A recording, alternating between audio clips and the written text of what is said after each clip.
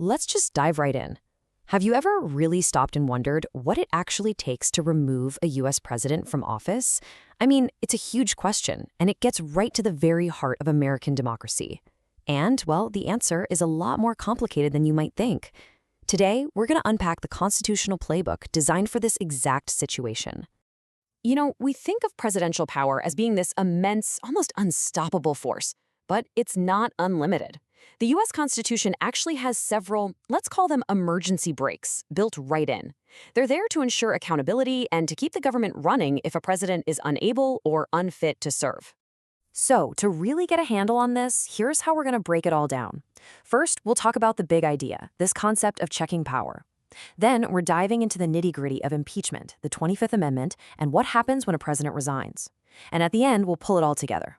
Okay, first things first. Why do these rules even exist? Well, the framers of the Constitution, they saw these processes as an absolutely crucial safeguard, a way to hold officials accountable not just for breaking laws, but for abusing the power they were given. And this is the core principle you gotta grasp. In the American system, nobody, not even the president, is above the law. It's a really powerful idea, and it's the foundation that makes everything we're about to talk about even possible. All right, let's move on to the one everybody's heard of, but maybe the most misunderstood of them all, impeachment. This is a powerful tool the Constitution gives directly to Congress. And listen, it is so important to get this distinction right off the bat. Impeachment is basically like a formal charge, like an indictment. It does not mean the president is automatically kicked out of office. That's a whole separate step. The entire process is a two-step journey, and it travels through both houses of Congress. It always starts in the House of Representatives, and if it gets through there, it moves over to the Senate for a full-blown trial. So in that first step, the House investigates, and then they vote on something called articles of impeachment. And here's the thing. If just one of those articles passes with a simple majority, that's it, 50% plus one vote, the president is officially impeached. Now, once the House votes to impeach, the action moves across the Capitol to the Senate. And this is where it gets really serious. They hold a trial, the Chief Justice of the Supreme Court presides, and the senators act as the jury. But the bar for conviction is incredibly high. It takes a 2/3 vote to convict and actually remove the president. So, what can a president even be impeached for? The Constitution mentions treason, bribery, or other high crimes and misdemeanors. But that phrase, high crimes and misdemeanors, is kind of vague, right? As Justice Joseph Story explained a long time ago, it's not necessarily about breaking a specific criminal law. It's really about abusing power and violating the public's trust. And this slide right here, it just drives the point home. 3 presidents have been impeached by the House. But look at the bottom line. Not a single one has ever been convicted by the Senate and removed from office. It just shows you how tough that 2/3 vote is to get, and it gives you a sense of the intense politics behind any Senate trial. Okay, let's switch gears and look at a completely different kind of removal. This one isn't for misconduct. It was designed for when a president is physically or mentally unable to do the job. This amendment is actually a pretty modern part of the Constitution.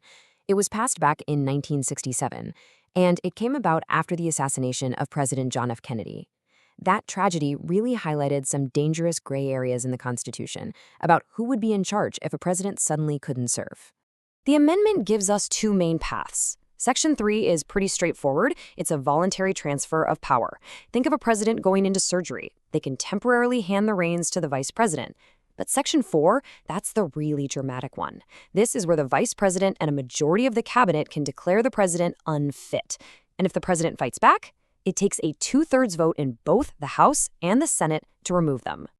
But what if a president just decides to quit? What if they choose to leave on their own terms before any of these other processes can even play out? Well, that brings us to resignation. And this leads us to the one and only time a president has ever resigned, Richard Nixon. As the Watergate scandal completely engulfed his presidency, the House Judiciary Committee approved 3 articles of impeachment against him. His political support was just gone, and I think he could see the writing on the wall. So, before the full House of Representatives could even hold their final vote on those impeachment articles, Nixon chose to resign. It was a stunning moment, and his departure is still a totally unique event in all of American political history. Okay, wow, we have covered a ton of ground. So let's just take a quick breath here and pull it all together and see how these 3 very different paths to removing a president stack up. This little table really lays it out nicely, doesn't it? You've got impeachment, which starts in the House and needs that super high two-thirds vote in the Senate. Then there's the 25th Amendment, kicked off by the VPN cabinet, which also needs a supermajority in Congress if the president contests it. And then, of course, you have resignation, which is just a unilateral decision by the president. No votes needed. And this really brings us to the biggest question of all. These tools, they were designed for a genuine crisis. But today, in our hyperpolitical world, are they still a vital safeguard for democracy? Or have they just become another weapon for one party to use against the other? There's no easy answer, and it's a debate that's definitely shaping our politics right now. It's something to think about for sure.